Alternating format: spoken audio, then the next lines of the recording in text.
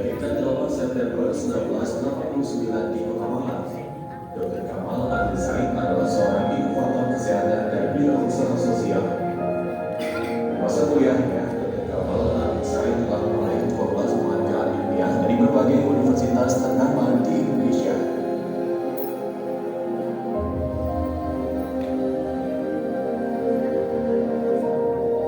Kisah seorang anak pemulung bernama Hermisa yang meninggal di gerobak sampah ayahnya karena sakit diare dan tak mampu berobat memotivasi Dr. Kamal Adil Said mengembangkan berbagai inovasi kesehatan untuk mencapai visinya membuka akses layanan kesehatan kepada semua orang, khususnya mereka yang kurang mampu. Berbagai inovasi yang telah dikembangkan diantaranya klinik asuransi sampah, Impact,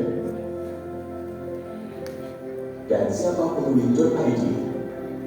Berbagai inovasinya telah membantu masyarakat yang kurang mampu untuk bisa merasakan manisnya layanan kesehatan. Dengan berbagai inovasi kesehatan yang telah dikembangkan, Dr. Kamal Adil Said menjadi pemuda pertama di dunia dan satu-satunya di Asia yang meraih penghargaan HRS The Prince of Laws to Sustainability Entrepreneur Award dari kerajaan Inggris yang diserahkan langsung oleh Pangeran Charles. Karena itu, lebih dari 50 penghargaan dan 12 diantaranya adalah penghargaan internasional dari Inggris, Jepang, Jerman,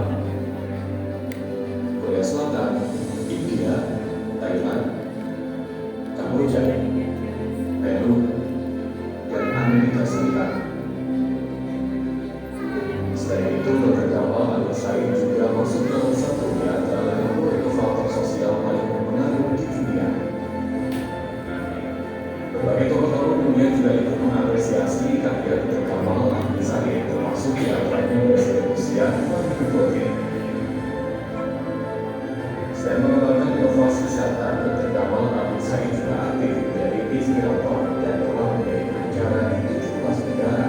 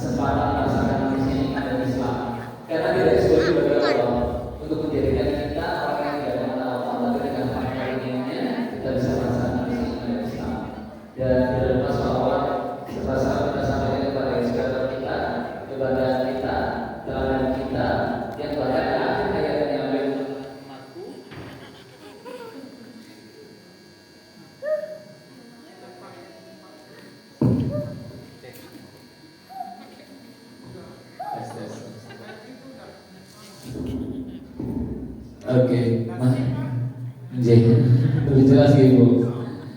Jadi dan tidak lupa kita doakan orang tua kita ya, ayah kita, ibu kita, semoga Allah mudahkan urusannya dan Allah jadikan kita anak yang soleh yang bisa membawa kebaikan, rahmat, karunia bagi kedua orang tua kita. Hari ini saya akan berbagi tentang nilai hidupmu dalam karyamu. Ini sudah dia pernah ketemu saya kayaknya, Bi. Yang sudah pernah ketemu tangan. Wah, dia malah yang pernah ya. Oke, 2002. Bapak ada pernah jumpa? Di mana? Di online. Ya. Jadi materi kita hari ini saya berinspirasi surat At-Taubah ayat 105. Wa qul imalu fasarallahu wa malakum wa rasuluhu wal mu'minun basaruduna ila ilahi wa syahadati fa yunabbiukum bima kuntum ta'malun. Jadi ayat ini mengajarkan kita ya, sebagai seorang muslim untuk bekerja berkarya karena Allah, Rasulullah dan orang-orang mukmin akan melihat apa yang kita kerjakan. Dan kenapa ini penting Bapak Ibu semua? Pernah ada salah seorang ulama dakwah ke Eropa. Sampai di Eropa ulama ini kembali ke Timur Tengah. Karena muridnya di Eropa begitu cinta itu kan muridnya ke Timur Tengah. Sampai Timur Tengah muridnya kaget Bapak Ibu. katanya Islam mengajarkan kejujuran, sandalnya depan masjid dilarang. Ya. Katanya Islam mengajarkan kebersihan, ada orang buang air kecil di dalam masjid. Lahirlah sebuah makalah. Keindahan Islam ditutupi oleh orang-orang Muslim. Jadi sekarang kita itu rindu ya, anak muda kita yang punya spiritualitas yang kuat dan menampilkan keindahan Islam lewat karya prestasinya. Jadi pada kesempatan yang mulia ini saya akan berbagi bagaimana supaya anak-anak panjenengan semua ini betul-betul bisa kita dorong ya, punya karya, punya prestasi di kemudian hari. Saya akan awali dengan sebuah kisah yang menjadi inspirasi buat saya. Kisah ini diawali ketika Rasulullah ditanya salah satu sahabat, "Wahai Rasulullah, kota manakah yang akan dibebaskan terlebih dahulu? Konstantinopel atau Roma?" Rasulullah menjawab, "Kota Heraklius terlebih dahulu." Ini merupakan sebuah bicara, kabar gembira bahwa salah satu pusat peradaban terbesar akan dibebaskan oleh kaum muslimin. Jadi Konstantinopel itu kota yang luar biasa Bapak Ibu. Terletak di ujung pulau, dikelilingi 3 sisi lautan, Selat Bosporus, Selat Marmara, dan Selat Napu. Seluruh lautannya dikelilingi rantai yang sangat besar sehingga kapal-kapal musuh tidak bisa melewatinya. Daratannya dikelilingi oleh dinding yang tingginya 30 meter dan lebarnya 9 meter. Begitu luar biasa Konstantinopel sampai Raja Prancis yang namanya Napoleon Bonaparte mengatakan, andai kata dunia ini merupakan satu negara, maka Konstantinopel inilah yang paling layak menjadi ibu kotanya. Dan ada hadis lain yang menjadikan kisah ini semakin menginspirasi. Rasulullah itu bersabda, Konstantinopel itu pasti akan dibebaskan sebaik-baik pemimpin adalah pemimpinnya dan sebaik-baik pasukan adalah pasukannya. Hadis itu menginspirasi banyak pemimpin untuk membebaskan Konstantinopel. Abu Bakar, Sulaiman bin Abdul Malik, Harun al-Rashid, Sultan Yazid I, Sultan II, mereka semua gagal. Lahirlah seorang anak namanya Muhammad. Beliau menancapkan dalam hatinya bahwa beliau membebaskan Konstantinopel. Dikumpulkan 40.000 anak dilatih ilmu fisik agama perang, disebut pasukan Janisarius. Kalau untuk perontokan di Konstantinopel yang tingginya 30 meter dan lebarnya 9 meter, Muhammad Al-Fatih menciptakan sebuah senjata yang bisa melemparkan peluru yang beratnya 700 kg.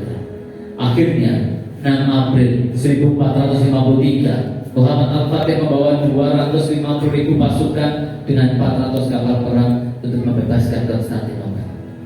14 hari perang tidak ada tanda-tanda kemenangan. Sebagian pasukan yang berkata, "Sudahlah Muhammad Al-Fatih, kita menyerah saja, kita pulang saja, dan kita serang di lain waktu." Tapi apakah Muhammad Al-Fatih menyerah? Tidak. Jadi kunci pertahanan Konstantinopel itu karena lautannya dikelilingi rantai, kapal-kapal Muhammad Al-Fatih tidak bisa melewatinya.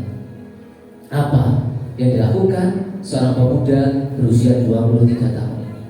Akhirnya Muhammad Al-Fatih memerintahkan pasukannya untuk memindahkan 70 kapal perang dari Selat Bosporus menuju Selat Tanduk melalui Gunung Galata yang panjangnya 3 mil. Bayangkan 70 kapal perang ditarik dengan tenaga manusia menaiki sebuah gunung dalam waktu 1 malam. Hingga Ibnu Sostuna di dalam kitabnya Osmani Tarihi mengatakan, kami tidak pernah melihat dan tidak pernah mendengar sesuatu yang luar biasa seperti ini. Muhammad Al-Fatih telah mengubah bumi menjadi lautan dan dia telah menyeberangkan kapal-kapalnya di puncak gunung sebagai pengganti gelombang lautan. Sungguh kehebatannya jauh melebihi apa yang dilakukan oleh Alexander yang Agung. Akhirnya 29 Mei Konstantinopel dibebaskan oleh tangan Muhammad Al-Fatih.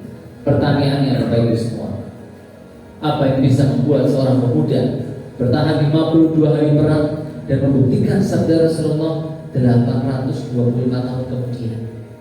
Keesokan harinya Muhammad Al-Fatih mengumpulkan pasukan yang untuk sholat Jumat. Beliau ingin memilih pasukan terbaik sebagai imam sholat. Diminta seluruh pasukannya berdiri. Lalu dia bertanya, wahai pasukanku, siapa di antara kalian yang pernah meninggalkan sholat wajib semenjak akhir balik, silahkan duduk. Tidak satu pun pasukan yang duduk. Pertanyaan kedua, wahai pasukanku, siapa di antara kalian yang pernah meninggalkan sholat rawatib semenjak akhir balik, silahkan duduk. Sebagian pasukan yang mulai duduk. Dan pertanyaan terakhir, wahai pasukanku, siapa di antara kalian yang pernah meninggalkan sholat malam semenjak akhir balik, silahkan duduk. Seluruh pasukan yang duduk kecuali Muhammad Al-Fatih. Tidak sulit bagi Allah untuk memenangkan pemimpin sebelumnya. Tapi kenapa Allah memilih Muhammad Al-Fatih? Mungkin Allah yang memberikan hikmah kepada kita bahwa dulu pernah hidup seorang pemuda yang menjaga kedekatannya dengan Allah dan Allah berikan keberhasilan dalam kehidupannya. Daya juang Ustaz. Daya juang. Nah, apa yang kita pelajari Bapak Ibu? Yang pertama yang dibutuhkan anak-anak kita itu apa? Daya juang. Kalau orang lihat yang saya capai, orang bilang enak dokter Gamal, diundang Raja Charles, ya, dia udah kasih apresiasi penghargaan, beasiswa dan sebagainya, diundang Putih, John Kerry, Putri Mahkota Tribun dan lain sebagainya. Tapi orang tidak lihat apa yang sebenarnya terjadi Bapak Ibu. Sebelum duduk ngetes sama, ini saya tampilkan videonya supaya percaya nih Bapak Ibu ya. Orang kalau tidak saya kasih fotonya sama videonya dipikir hoax ya. Jadi sebelum duduk ngobrol ya, ngetes sama presiden Rusia ini panjang Bapak Ibu. Bahkan di Asia itu kunjungi ya, benar-benar puluhan negara ya. Di Asia Tenggara ini cuma Vietnam yang belum saya kunjungi. Ke Australia sama Timur Empat ya, gagal. Ke Amerika itu Amerika Serikat, Peru, Meksiko ya, dan lain sebagainya. Jadi yang pertama apa? Daya juang. Jadi bahwa lazatu bila pada ta'am, tidak ada keberhasilan kata kepayahan. Kalau anak-anak nyaman, mereka akan sulit untuk berhasil. Kalau mereka mau tumbuh berhasil, mereka harus merasakan ketidaknyamanan. Ibnu Khaldun mengatakan, generasi pejuang punya anak generasi penerus. Generasi penerus punya anak generasi penikmat. Generasi penikmat punya anak generasi pemboros. Dan yang kedua adalah gentu Bapak Ibu ya, persisten. Persisten itu fokus satu hal, dikerjakan dengan intensitas yang tinggi. Saya mau kasih contohnya ya, cerdas. Jadi baru-baru ini sekitar 5 bulan terakhir ya, saya bersama Mas Huda, Mas Ra dan kawan-kawan kami yang lain buat satu inisiatif yang namanya Malang Cerdas dengan fokus membantu pelajar-pelajar di Malang Raya meraih prestasi dan menggapai mimpinya. Jadi kita berikan program yang pertama namanya beasiswa Malang Cerdas dan alhamdulillah per hari ini 473 beasiswa sudah kami salurkan. 73 diantaranya adalah untuk kuliah dan 400 untuk pelajar SD, SMP, SMA. Dan yang kedua gampang khusus school Bapak Ibu. Jadi saya kunjungi sudah sekitar 183 sekolah dalam 5 bulan terakhir. Kalau orang dengan 183 mungkin biasa, tapi bagi saya dan tim butuh perjuangan dan pengorbanan yang luar biasa Bapak Ibu. Jadi kadang saya tiga pagi, saya kembali setengah 1 dini hari. Saya datang itu sekolah-sekolah di Ampel Jadi, 8 sekolah di sana sudah saya kunjungi itu lupa. Sumberman Kereta, Kasebon, kemarin kita ke Kromengan, Kalipari, dan lain sebagainya Bapak. Kalau dengan 183 biasa, tapi bagi saya jujur ya itu gak gampang. Sampai saya punya quote favorit, quote saya pegang betul ya. Saya tekankan pada diri, keluarga dan tim. Lebih baik saya menderita karena kedisiplinan daripada saya menderita karena kegagalan, penyesalan dan kekalahan. Jadi disiplin itu senjata ampuh yang kita miliki sebagai seorang muslim. Dan itu adalah jembatan antara cita-cita anak-anak dengan pencapaian. Oke, jadi itu yang pertama, daya juang dan persisten. Harus tough ya. Nanti anak-anak akan menghadapi banyak masalah. Pernah kan kita dihina, dicaci maki dengan sangat sadis? Pernah Bapak Ibu? Pernah ya? Anak-anak kita akan menghadapi itu nanti. Bayangkan gimana menyiapkan anak yang punya mental yang tangguh, mental yang kuat. Pesan saya ini buat adik-adik, kalau yang menghina kamu, belajar keraslah. Sampai orang yang menghinamu tanya, Mas Ba ada lowongan kerja nggak ya? Gitu ya. Nanti kalau kamu udah berhasil, kamu keliling dunia, kemana-mana pakai kacamata hitam. Nanti orang-orang tanya, Mas Ba, kenapa pakai kacamata hitam? Kamu bisa jawab, masa depan saya terlalu cerah, silau lihatnya, gitu ya. Jadi yang pertama dari daya juang, dan yang kedua keberkahan ya. Benar, jangan pikir bekerja keras, tapi jangan memberhalakan ikhtiar. Allahul latifun bi ibadihi. Allah itu maha lembut kepada hamba-hambanya. Kalau kita lillahi ta'ala terus ikhlas, maka saya yakin ya Allah akan menolong kita dengan cara yang begitu indah dan tidak pernah kita bayangkan. Ingat gak kisahnya seorang sahabat Nabi yang membeli sumur? Siapa? Utsman bin Affan ya. Dari sumur itu beliau memberi minum masyarakat, lalu membeli sebuah ladang ditanami 1.550 pohon kurma. Separuh untuk mengembangkan wakafnya, separuh untuk anak fakir miskin dan anak yatim piatu. Berkembang terus sampai pegang kerajaan Turki Utsmani diserahkan kerajaan Arab Saudi. Sampai sekarang masih ada Bapak lembaga wakaf yang mengelola Bapak Utsman bin Affan yang baru-baru ini membangun hotel bintang 5 di dekat Masjid Nabawi dengan pendapatan 177 miliar per tahun. Di Indonesia kita punya Kiai Haji Masyari, Kiai Haji Ahmad Dahlan. Bayangkan 110 tahun lalu Kiai Haji Ahmad Dahlan keluar rumah, menawarkan perabot rumahnya untuk gaji berbulan masih ada sekolah. Berkembang terus sampai sekarang punya 12.000 sekolah, 180 universitas, 107 rumah sakit, 13 fakultas kedokteran, dan melahirkan 700 dokter setiap tahun. Kiai Haji Masyari bayangkan ada 27.000 pondok pesantren. Saya gustur pesantren sampai umur 50 tahun nggak selesai, Bapak Ibu ya. Jadi bayangkan karya itu melampaui usia. Ketika kita berkumpul di sini detik ini, sekarang miliaran orang dikubur sedang berdoa kepada Allah, ya Allah kembalikan aku ke dunia supaya aku bisa mengerjakan amal soleh yang aku tinggalkan. Tapi Allah menjawab sekali-kali tidak bisa. Dan keberkahan itu melampaui usia, melampaui generasi bahkan. Ingat gak kisahnya Umar bin Khattab menikahkan anaknya Asim dengan seorang gadis yang tidak mau mencampurkan air dengan susu kan? Kisahnya gak berakhir sampai di sana Bapak Ibu. Dari mereka lahirlah Umar bin Abdul Aziz. 2 generasi kemudian yang bisa menyebarkan kesejahteraan ke Jazirah Arab ketika itu. Atau kita ingat kisahnya seorang pemuda yang makan buah bukan miliknya, kalau ditelusuri sungai sampai dia dihukum menikahi anak perempuannya dan bekerja di kebun 1 bulan kan? Kisahnya pun nggak berakhir sampai di sana. Dari mereka lahirlah ya seorang rujukan ya bagi sebagian umat manusia yang akhirnya memberikan banyak hikmah dan inspirasi. Pernah ada salah seorang pemuda kirim surat ke orang di Timur Tengah. Islam ini agama yang mulia, tapi kenapa sekarang kaum muslimin banyak yang mundur ya, sedangkan selain muslimin maju? Dijawab ulama dalam sebuah kitab yang berisi 3 bab. Yang salah satu babnya mengatakan karena orang-orang non muslim mereka berkorban lebih besar dibandingkan pengorbanan orang-orang Islam untuk agama mereka. Jadi kita nggak usah neko-neko Bapak Ibu, pulang mulai dari rumah-rumah kita. Ini contoh salah seorang ustazah yang memberikan hikmah buat masyarakat Indonesia ya. Mari kita saksikan. Bismillahirrahmanirrahim. Alif Lam Mim.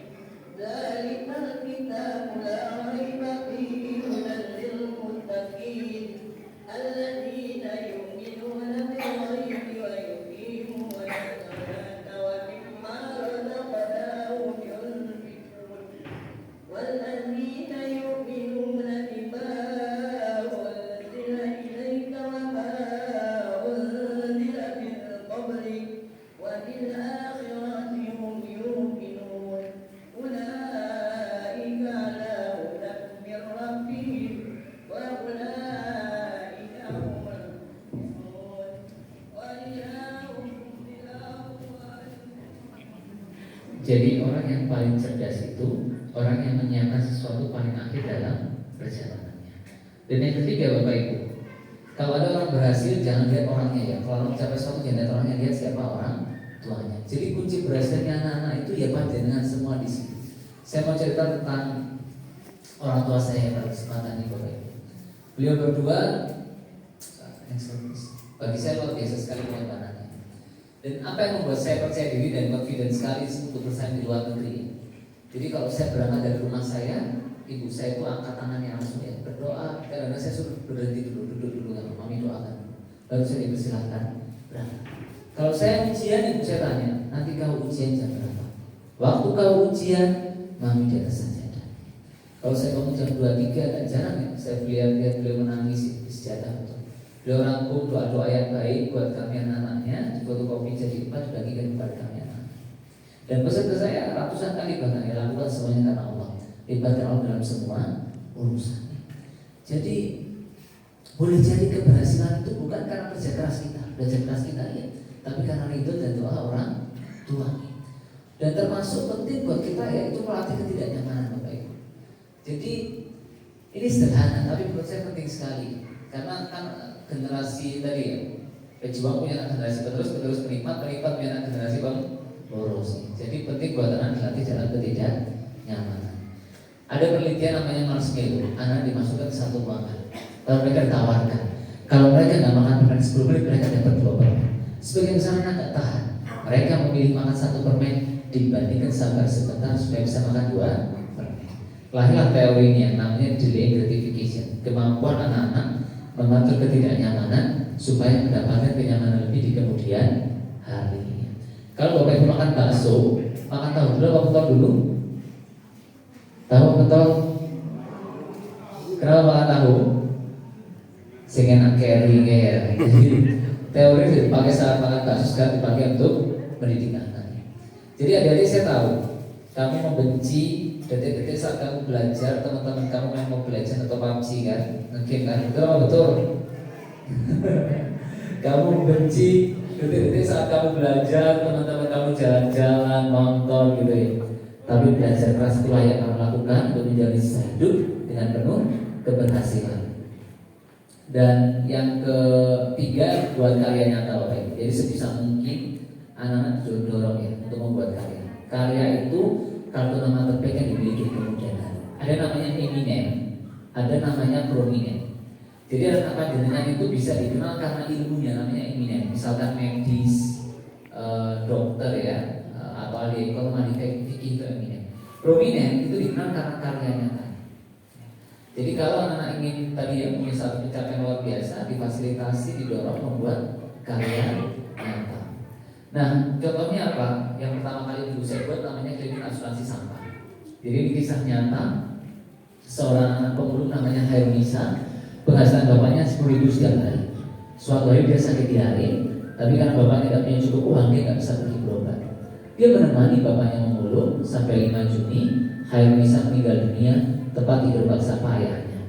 Dan kisah itu menjadi inspirasi buat saya dan teman-teman mengembangkan yang namanya klinik asuransi sampah, karena kami yakin kesehatan adalah hak setiap orang, termasuk mereka yang membutuhkan. Jadi di tempat kami warga berobat cukup bayar dengan kardus plastik, dan ini pendapat warga atas sampah yang kami kembangkan.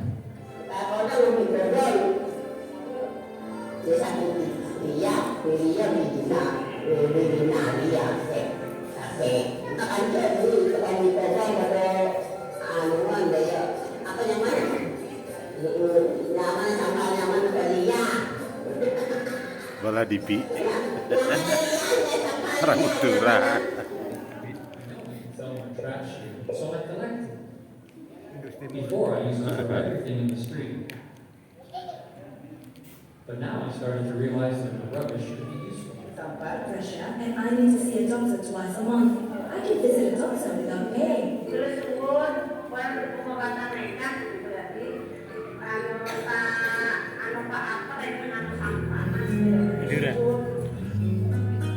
Inggris Timur. Jadi itu contoh karya yang bisa buat, tapi yang lebih penting Bapak Ibu mulai bantu anak buat karya nyata. Nah contohnya siapa sekarang yang berhasil membuat karya yang luar biasa ya di abad ini ya? Elon Musk Bapak Ibu. Dia buat motor listrik namanya Tesla, buat perusahaan antariksa luar angkasa namanya SpaceX. Apa yang dia katakan? Bukan lagi work hard, tapi work super hard. High pay threshold, ambang batas nyeri yang tinggi ya, work every waking hours. Jadi dalam kelas kita belajar Bapak Ibu. Kita punya ide ya, you have idea, anak-anak kita punya ide, but everyone has an idea. So it's really about executing the idea. Ini tentang kemampuan anak-anak ikut eksekusi mereka. And attracting other people to help the work of their idea. Dan gimana kalau orang itu membantu anak kita mewujudkan ide mereka. So stay fokus, tetap fokus. Don't talk about your idea dulu. Gak usah sibuk ngomong apa yang mau dilakukan. Don't criticize sampai tidak sesuatu yang orang doing. Gak usah sibuk berarti apa yang orang lain dan lakukan. Next please. Penemu lampu singkat Bapak Ibu. Ada tahu penemu lampu? Bukan Philips ya, Philips kayak Bapak Ibu ya. Jadi Thomas Alva Edison. Dia dikeluarkan dari sekolah. Sekolah kirim surat buat ibunya. Ibunya baca dengan keras. Anak Anda terlalu jenius, sekolah kami tidak bisa didiknya. Akhirnya dia melakukan lebih dari 9 ibu uji coba. Dan dia menemukan lampu. Suatu ketika ibunya meninggal dunia, dan dia menemukan surat yang dikirim sekolah buat ibunya. Ternyata apa tulisannya? Anak Anda idiot, sekolah kami tidak bisa mendidiknya. Jadi bayangkan, ibu luar biasa seperti apa yang mengubah seorang anak yang dianggap idiot, akhirnya menghasilkan karya yang kita nikmati sampai hari ini. Jadi ada namanya Pygmalion Effect. Kalau anak-anak pada itu yakin sama kemampuannya, targetnya tinggi Bapak Ibu. ingin kuliah di kampus-kampus terbaik Indonesia bahkan dunia, dia ingin ke UI, UNER, UGM, Brawijaya, ITB, ITS, atau masuk Harvard, MIT, Stanford, Cambridge, Oxford. Ya. Kalau akhirnya dia tinggi, kebiasaannya berubah. Yang bahasa Inggrisnya 60 dia belajar sampai naik ke 110 tuvelnya mungkin ya. Lalu itu pengaruhi hasil pengaruhi kebiasaan. Jadi penting buat kita menanamkan kepercayaan diri pada anak kita. Contohnya siapa? Habibie, itu contoh yang sangat bagus. Waktu kita cerita orang tua kita pesan kalau anak belajar kita dari Pak Habibie ya kan. Di rumah kita pasti orang tua sama. Beliau dipanggil Mr. Craig karena keberhasilannya menemukan perempuan untuk mengetahui kebocoran pesawat. Beliau punya spiritualitas yang kokoh. Beliau mengatakan otak saya Jerman tapi hati saya Mekah. Dan beliau mengatakan saya bersyukur bisa membangun sinergi positif antara ilmu pengetahuan, teknologi dan spiritual. Dan yang ketiga, ini Habib langsung cerita sama saya. Dan gak banyak orang yang tahu. Habib mengatakan bahwa ibunda Ainun, istri beliau, itu lulusan terbaik se-SMA Jakarta Jawa Barat ketika itu. Dan ibunda Ainun mengatakan bahwa servis terbesar saya kepada bangsa ini adalah menjadikan Habibie seorang teknokrat, menjadikan Habibie orang berguna bagi bangsa. Waktu itu Habibie undang saya ke rumahnya, lalu beliau tanya, Kamal, kenapa kamu buat program dengan sampah? Setelah saya jawab, beliau menambahkan, why? Because you are not blind, you can recognize the beginning of everything. Karena kamu gak buta, kamu peduli pada mereka itu adalah awal dari segalanya.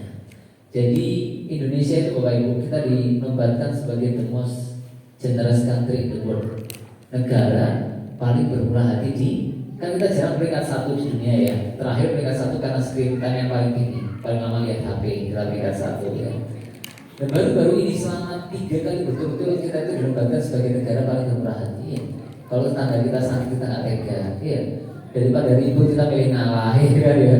Jadi itu kelebihan kita sebagai, dan itu yang perlu ditanamkan ke anak-anak, empati. Orang nggak peduli Bapak Ibu seberapa hebat, kaya, pintarnya anak kita kelak. Yang mereka berikan hanya satu, apakah kehadiran anak-anak kita memberikan manfaat buat mereka. Dan terakhir, spiritualitas Bapak Ibu semuanya. Einstein itu jenius. Rumusnya E sama dengan MC kuadrat, wajahnya lambang kejeniusan. Tapi 100 kematiannya di tahun fisika. Tapi Michael dan meletakkannya di tahun 10 di antara orang-orang paling berpengaruh di dunia. Bayangkan, orang paling jenius nomor 10 ya. Artinya apa? Intelektualitas tidak cukup. Kita harus membangun harmoni antara intelektualitas dengan spiritualitas. Kalau katanya Cak Anun itu, jangan mati-matian mengejar sesuatu yang tidak bisa dibawa mati. Dan yang terakhir saya akan cerita tentang sahabat saya, namanya Glenn Firdaus. Firdaus nama apa? Sudah. Dia Masya Allah Bapak Ibu, lulus pondok pesantren, kuliah di Kedokteran Brawijaya. Ketika kuliah, beliau merawat musola fakultas kami. Lalu beliau buat namanya sekolah Quran untuk mengajarkan teman-teman yang tidak bisa baca Al-Quran. 20 Januari beliau meninggal dunia. Saya kabarkan kepada teman-teman yang lain. Bapak Ibu tahu kan mereka tanyakan, Kamal, ini Andrea yang sering ngajar di musola itu kan? Kamal, ini Andrea yang suara koriknya itu bagus kan? Kamal, ini Andrea yang suara tilawahnya itu bagus kan? Jadi sahabat saya dikenal dengan kepandaian yang melakukan ayat suci Al-Quran dan hobinya memandangkan azan. Lalu bagaimana dengan anak-anak kita ya? Kepintaran dengan apapun yang dia miliki, semuanya akan ditinggalkan Bapak Ibu. Betapa banyak manusia yang lalai sementara kain kafannya sedang ditenun. Berapa banyak orang bermaksiat saat kain kafannya sedang ditenun. Berapa banyak orang mengejar sesuatu yang disesali para penghuni buku. Jadi di tahun-tahun ini ya, di zaman-zaman ini, kita harus membangun iman yang kuat buat anak kita. Karena itu benteng ya terkokoh yang dia bisa gunakan untuk melindungi dia di kemudian hari. Dan akhir kata potensi ya. Jadi produk itu cocok di market yang sesuai. Sama Bapak Ibu, anak-anak ya itu bisa berhasil kalau di bidang yang sesuai dengan kemampuannya. Kenapa ini penting? Karena 87% mahasiswa di Indonesia salah jurusan. 80% orang bisa bekerja di tempat yang mereka inginkan. Saya keliling ke 185 sekolah. Bapak Ibu tahu memang saya bertanyakan anak-anak, saya ingin kuliah ini tapi orang tua saya minta saya kuliah ini. Saya ingin kerja ini, orang tua saya minta saya kerja yang ini ya. Dan jadi cara menemukan potensi gimana? Pertama define calling. Lihat apa yang anak-anak sukai, kuasai dan bermanfaat. Dan yang kedua, ikigai itu lihatnya 4 hal. What you love, apa yang disukai, apa yang dikuasai, apa yang dibutuhkan dunia, dan apa yang menghasilkan. Buktinya para tergama, saya suka 3 hal ya: inovasi kesehatan, wirausaha sosial, dan saya suka menginspirasi anak muda untuk berbuat sesuatu yang nyata. Waktu kuliah saya datang ke ruangan dosen saya bilang, "Dok, saya ingin jadi inspirator kayak dokter." Sampai saya terbawa mimpi, saya bangun jam 1 malam, mimpi bicara di kampus besar di kampus saya. Dan apa yang terjadi 5 tahun kemudian?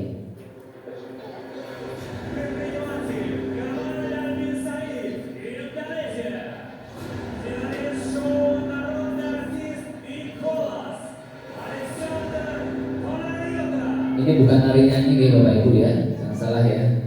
Diminta berbagi inspirasi ini di hadapan 25.150 negara.